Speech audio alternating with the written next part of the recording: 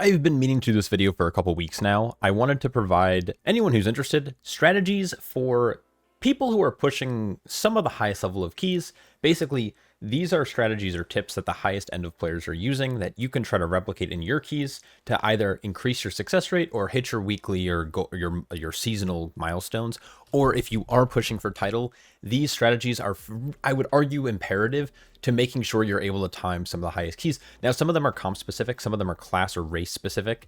I'm going to try to cover everything I can in this video. I might leave some things out. If there's enough that I leave out, I could do a part 2, but I kind of want to leave everyone with some pretty good feedback or tips that are for high key strategies. Again, huge disclaimer. This is not meant for your weekly 12. This is not meant for people playing casually. This is meant for people who are either pushing title or trying to push for title or working on a group synergy or playing with a group of friends, stuff like that. So let's dive into it. Now, we're going to start off in Mechagon. Mechagon has a lot of things going on for it. Now, the big thing that I want to emphasize is while this dungeon doesn't have a ton of pulls, you can really optimize the amount of downtime you have in the dungeon. The very first thing that you'll see groups doing is they are pulling the entire first room. This kind of needs to happen at this point in the season when you're doing the highest level of keys. You need to really claw back a lot of that time that you're going to lose through different elements of RP or different skips that you're going to be doing. So pulling the whole first room together is really good. Now, the bombs are located in kind of the center of the room as well as the south end. So I recommend grouping everything up near the south end of the room. And ideally, you're playing with a composition that either has at least 5 kicks, including the kick on the healer. So this is including like things like Mistweaver Monk. Resto Shaman is obviously a really popular one. Pretty much any healer that's not priest can kick. So you can assign kicks to each one, or better yet, you can play with a class that has some type of AoE silence or stop. So things like disrupting shout from the warrior, sigil of silence, or solar beam from the boomkin or the VDH respectively. Big time save here. Grouping up on the south end is key, and that's all kind of she-wrote for there. Now, a lot of groups are tending to pull more trash throughout the rest of the dungeon, and they're skipping drills. The reason why is because drills do a ton of damage through both their puncture cast for the tank as well as mega drill channel over time effect that does group damage. Plus, when you pair this in conjunction with the corrosive gunk cast from the metal gunks, this is a recipe for disaster. So basically what groups are doing is they're having a class pull the first waste processing unit up to the side, and then they are quickly skipping by and then melding it off. Mages can do this pretty easily with greater invisibility by like blinking through and then invising. Classes that have meld, vanish, or feign death are also fine to do this. And the strategy that you'll generally see is groups will, if a tank is pulling this, a person will stun the first metal gunk. Say you have a Ret Paladin who uses Hodge, then the tank can leap down by when the rest of the group follows, and they can meld off the drill, taunt this gunk, and then proceed down the hallway. When you're getting into KUJO's room, the thing I want to mention about KUJO is that this is very minor, but you can still DPS through the box only with auto attacks. So if your tank can position the boss properly, some classes can still benefit. Of course, casters can't, healers can't.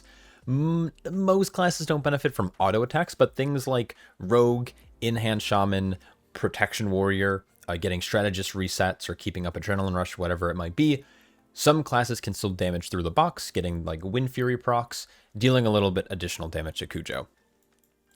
A big thing you're seeing in higher keys as well is that some players are starting to opt in to using Eye of Kezan, which is a trinket that ramps up in agility main stat as like a stat stick almost, and it drops whenever you leave combat, or it starts to diminish as you leave combat, and then it'll fall off after 10 seconds of being out of combat. The Junkyard Dog in KUJO's room, groups can ignore this. You can put it in a CC if you'd like, but what some groups do is they just taunt it, quickly stun it, and then once you get up onto the conveyor belt and you get far enough in, the dog can't leap to you. There's no path available, and it doesn't register a kind of a walking path. So what it does is eventually just keeps you in combat until you get into the Gauntlet area, and then it drops and it resets, and you don't have to worry about it. So you can maintain Eye of Kezan doing that. Another big thing groups are doing is they are skipping the Gauntlet altogether, or most of the Gauntlet. My group still pulls the first pack, which is super, super useful because it's actually kind of decent percent. It's easy to cleave it down. There's at least 4 targets, so damage is a little bit better compared to the later pulls.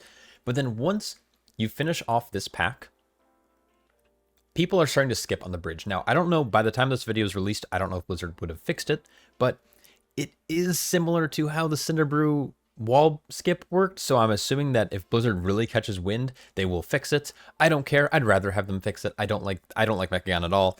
I don't like that people have to use these kind of like weird invisible wall kind of tricks to try to get around areas.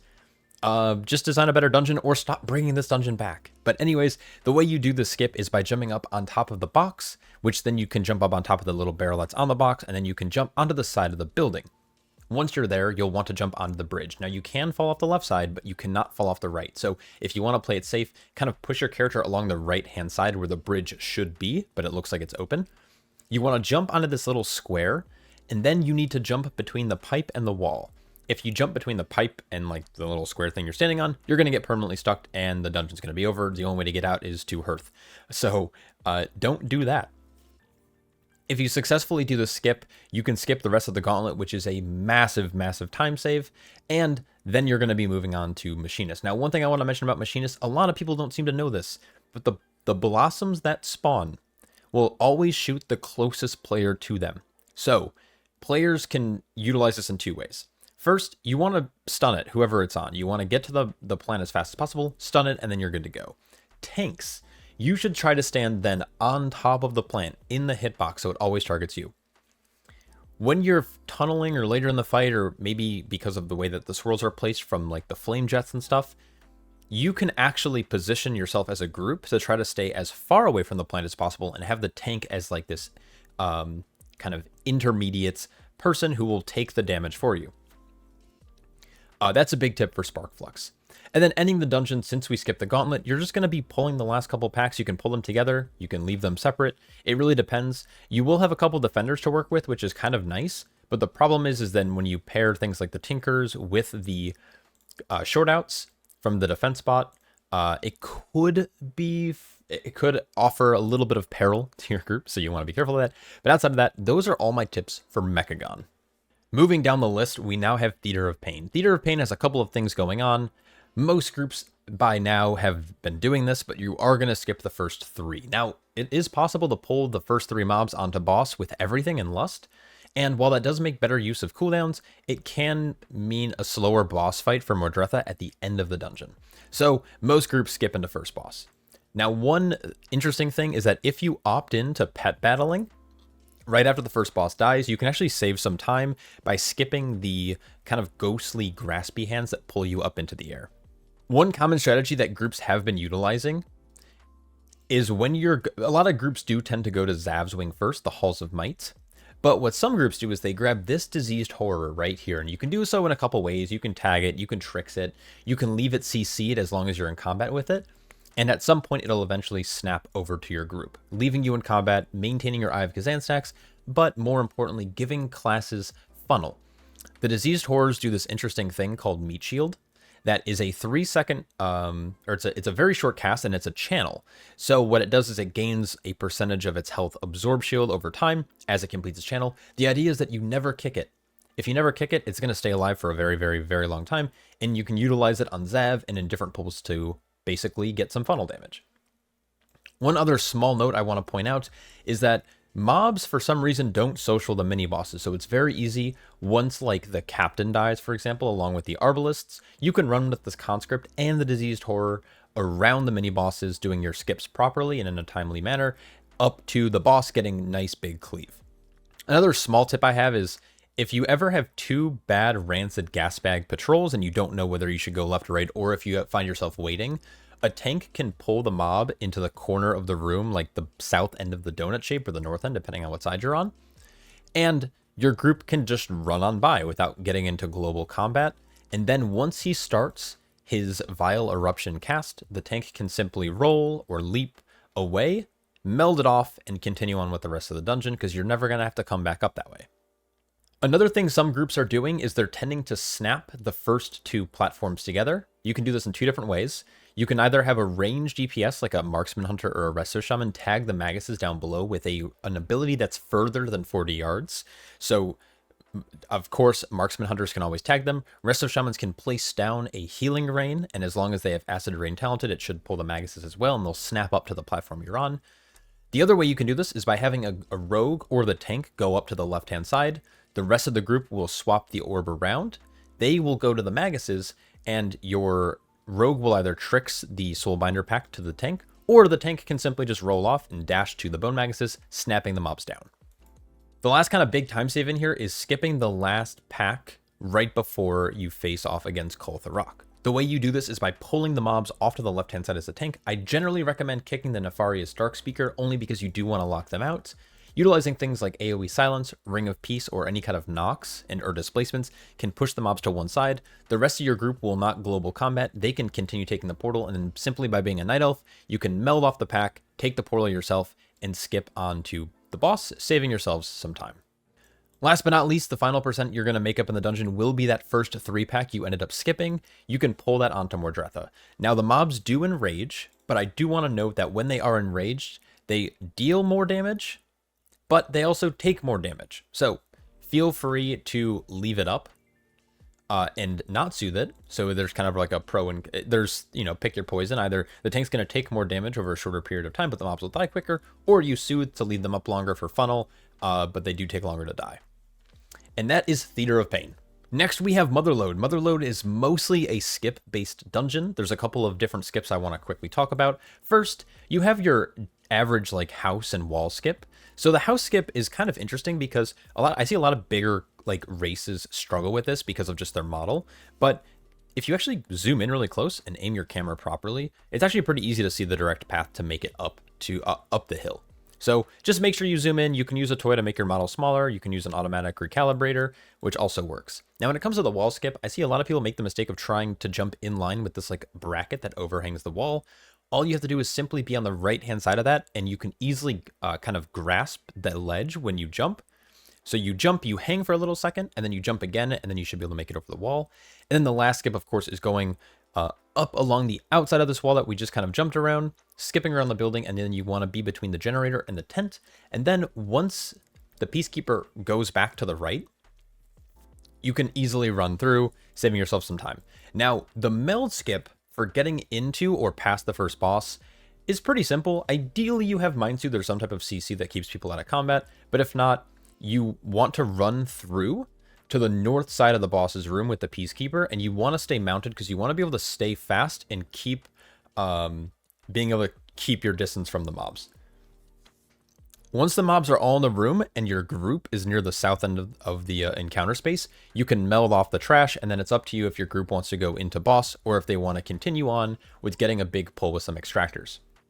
Later on in the dungeon, a lot of groups are tending to skip group 49. If you're not familiar with what this group is, it's the double Mastermind, Alchemist, and Tester pack right before facing off against Rixxa Fluxflame. This fight is this skip is pretty easy to do. The tank needs to pull to the north side or the left side, and your group simply just needs to walk along the cliff face and then beeline it through the oil residue that's on the ground and into Rixxa's room. No one should get in global combat. Then, once your group is in a good spot, you can simply leap, dash, horse away, and meld. A lot of groups will also pull War Machines onto Rixxa. The way you want to do this is wait for the charged shot to be on its last tick before going into boss. Why you want to do this is first off, it allows you to not take as much damage as a tank and as a group, but it also sets up a good spell cadence for mines to spawn, not during the propellant blasts. So it's easier to manage. If you pull too quickly or too late, spell queuings get a little bit different. One of the last things I'm going to talk about is gathering the mines. Now, the way you need to do this is you want to clear up the right-hand side, and then you want to come back down the left-hand side, or whichever one you prefer. You go up right, come down right, or you go up left and then come down left, facing, obviously, that direction. So by walking over all the mines, they can social pull other mobs, so you do need to be a little careful, but if all of your group members stay back in the boss room or near the boss room, all of the mines will fixate the tank, making it very, very easy to allow your melee DPS especially to group up and just kill the mines and be in melee and not have to worry about stepping on anything. All the tank has to do is kite, and that's something that we're somewhat used to doing. And once you clear all the mines, the final skip of the dungeon is going to be another meld skip, requiring you to skip both of the War Machines. Now, War Machines are very efficient, but when you get to a certain key level, double charge shots going off will drain most healers of all their resources, so most groups have opted to skip these War Machines. So you simply pull them off to the left-hand side near the little tent and barrels. Your group then runs along the little cliff face there into the boss room. Once your group is safe, as the tank, you roll or dash or leap or whatever you need to do. get into the boss room and meld. Now, do be a little careful of True Sight, because if you are too close down the stairs, you might end up staying in combat, which will require you to die or to kill them anyways. And that's all of the skips / tips I have for Mechagon that high groups are doing. All right, Floodgate's an interesting one because routes vary so much. The first big thing I want to talk about is Big Mama. Now, a strategy that a lot of groups have started to utilize is, or have noticed when you get to higher keys, is that the big key to this fight is keeping mecha drones under control. You want to keep them in melee, and this is both for casters and melee alike. You want to have good damage uptime. You want to be able to cleave them down without missing out on a lot of boss damage. So, by tanking the boss near a wall, or in different corners of the encounter space, you can force the mecha drones to basically stay stacked at all times. You want to keep their little dashes, their little doom storms, as short as possible. And so there isn't really too much to say. Basically, if you're a DPS player, put yourself up against a wall. If you're a tank and you want to do the corner strats, those are fine, but they can get a little weird. I'm starting to see that it's more standard to kind of tank the boss along the kind of ledge near the Bloodwarper. Shortly after that fight, a big strategy that people have been doing is not doing a Bloodwarper because they're very dangerous. And if you're coming out of Big Mama, you're probably already in a lot of pain, or your healer's trying cooldowns, your DPS are dry and defensives. So pulling a Bloodwarper has generally been pretty bad. So groups have tried to avoid this. And there's actually a way to disengage, get rid of this weapon stockpile without pulling the pack. So the way you do this is you need to get yourself in line with this barricade here, and your model and your character needs to be on your right foot needs to be on this line that you see right here. And then you can inch back and forth if you need to click. Now, I recommend you have Meld, just in case you do happen to pull the Bloodwarper, you can quickly reset. And most of the time, you're going to have a tank doing this, like a Demon Hunter who already has Meld. But if you happen to be playing with like a Rogue or a Hunter, you can also have them do this to allow the tank to go and gather more trash. So again, in line with the barricade, on this line to the left, facing the box, put your right foot on the left line. I know it's a lot, but that makes sense. The next thing that you're seeing some groups do is you're seeing Snap Tech being brought up into Kezan Quick Fuse and Bront, which is the Demolition duo. Some people are starting to pull Crocs. Crocs are fairly easy to tank. Now, they're not worth a lot of percent, but they are for a funnel. So if you're playing with things like Assassination Rogue, Havoc Demon Hunter, playing, not Felsguard, the other one, Eldraki, and then Arcane Mages. They have a lot of funnel damage, so pulling Crocs into the boss is actually pretty efficient. So how this works is you want to jump down. You want to get a good bit of threat on them, because once they snap, if you didn't do any damage at all or very, very little damage, healing threat will take over. They'll run down your healer really quick, and it could be GG. So be careful doing the snap. But what you can do is Transcend up, you can Infernal Strike back up, you can Heroic Leap back up. You can also get gripped or rescued and stuff like that. And then once you pull into boss fight, the mobs won't be able to find a path, but they'll snap into the boss room, giving you plenty of funnel. The next thing people are doing is pulling divers onto Swampface. Divers are probably the least chaotic mob. Bombshell crabs are obviously very problematic to pull into boss, and obviously you don't want to pull any disturbed kelp on a boss because of the group damage that they deal. But divers are interesting because they have desync on their harpoons. They will never cast more than one harpoon. So if you have diver 1, 2, and 3, if diver 1 is casting, diver 2 and 3 will hold off on casting their harpoons until harpoon 1 got kicked or it went off. So if you assign a few kicks, it should be good. Once the first harpoon happens, if you pull boss, what ends up happening is that it desyncs the harpoons from the frontals. So as long as you don't have harpoons and frontals going at the same time, it's a very, very easy thing to do to get some divers on the boss. My group personally just pulls 3, but I've seen groups pull upwards of like all 6 on the boss, and it's fine as long as you have a kick rotation or a CC rotation. Now, there are 2 skips downstairs that I see a lot of groups do, mostly because one of the mobs is almost impossible to heal, or at least is not worth the percent it gives downstairs. So that's Bubbles. Now, the OG Bubble skip, I first saw it watching Ortimus stream, and then the first person who kind of explained it to me that I saw was Megaset. So honestly, go check those people out. They're very, very smart. Mad respect for them who's Mistweaver players. But basically, the way that you want to skip Bubbles is simply by starting his RP. Once Bubbles is in place, you want your group to stack up next to the pillar that you see on this right-hand side. And then the tank needs to tag Bubbles and pull him back to the left corner, away from the bridge and away from your group. He will cast Bubble Burp first. Once the Bubble Burps spawn, your group needs to start running forward because it shouldn't put you in global combat. He should walk a few more feet, and then he'll start casting Splish Splash, which is his giant frontal. This gives the tank 3.5 seconds to get away far enough and to meld. If you don't do this in time, the boss will cast Backwash, putting everyone in global combat and essentially killing you on this difficulty. So it's very important that the tank does this right, and everyone else runs by and doesn't get stuck on a wire. The last skip of the dungeon involves the last 2 Dark Fuse Jumpstarters. Now, I will say this, Jumpstarters are worth good percent. And if you do the skip, you're probably going to lose your Kezan stacks. I mean, it might have already happened because you skipped Bubbles. So there's pros and cons to pulling these. I think these are a little bit more tame than Bubbles is. Now, while it does require a little bit of an HPS check, again, it's good count. You're getting almost, actually more than 5% here.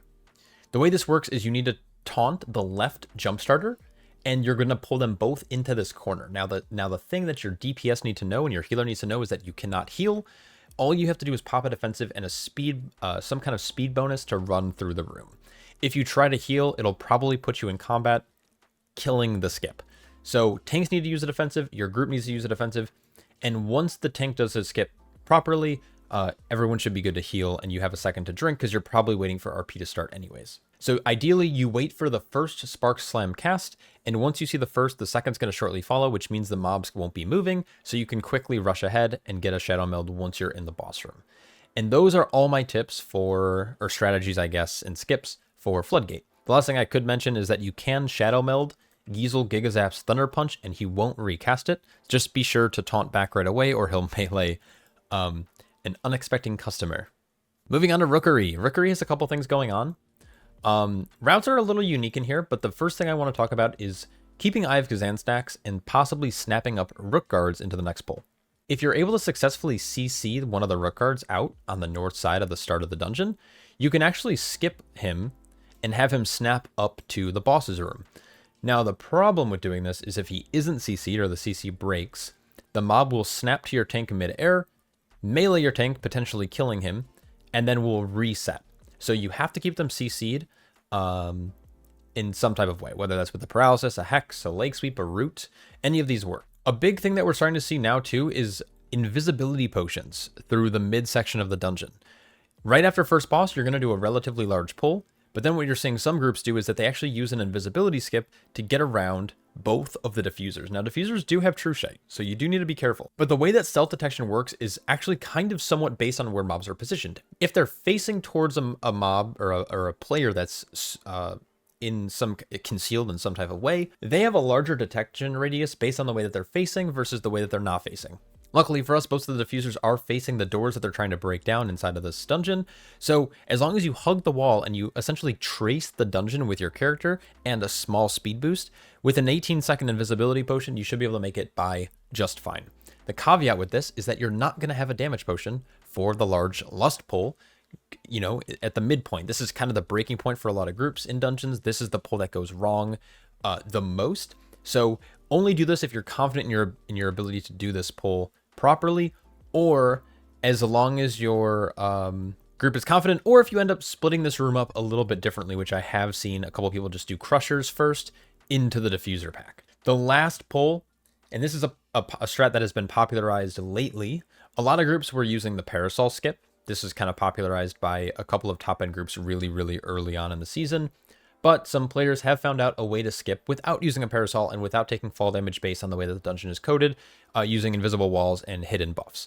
So basically, when you jump down, you get a buff that makes you immune to fall damage, which is kind of beneficial. There's also an invisible funnel that forces you to go into the water, but players have found a hole in said invisible wall, and it's not hard to make it through. All you have to do is line yourself up in between this chain and the wall of the kind of the pipe going down, and you need to jump directly in line with the dock that's downstairs in the edge of this like giant stone minecart dock.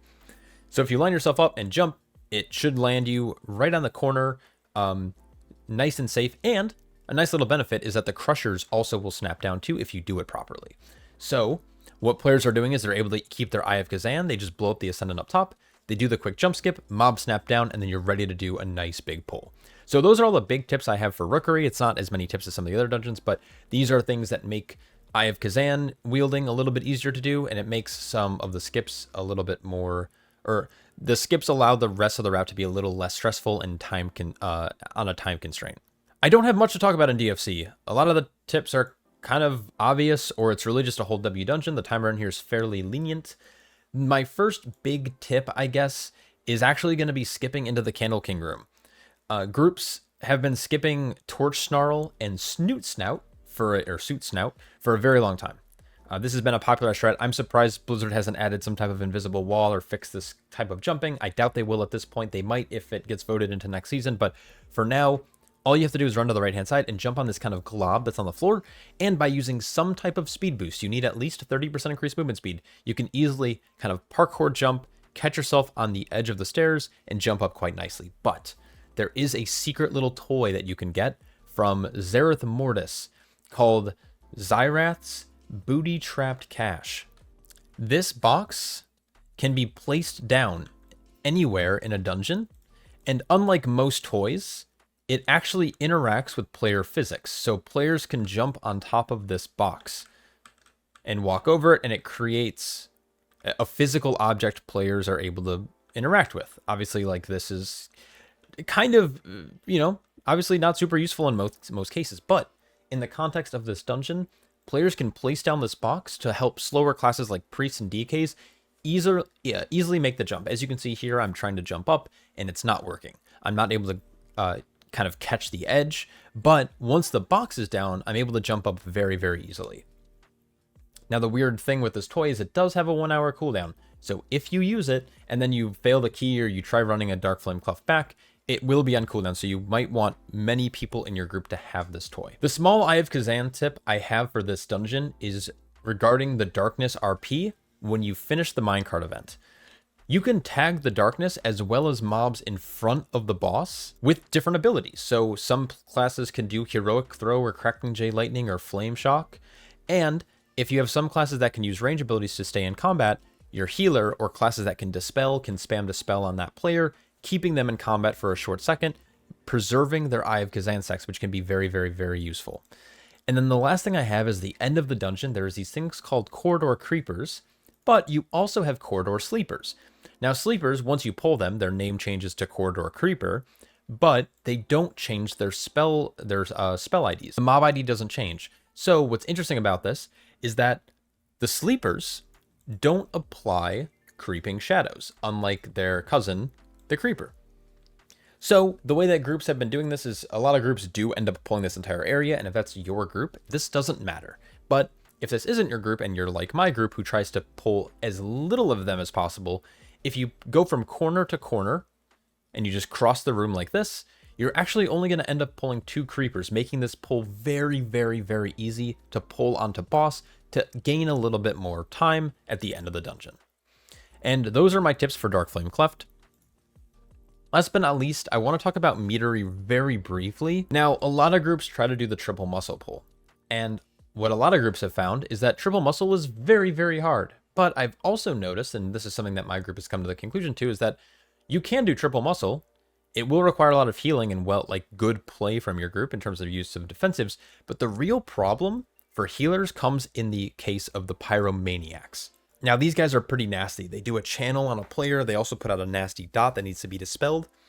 And the problem is most groups tend to pull more than 1 and more than 2 often in the first pull.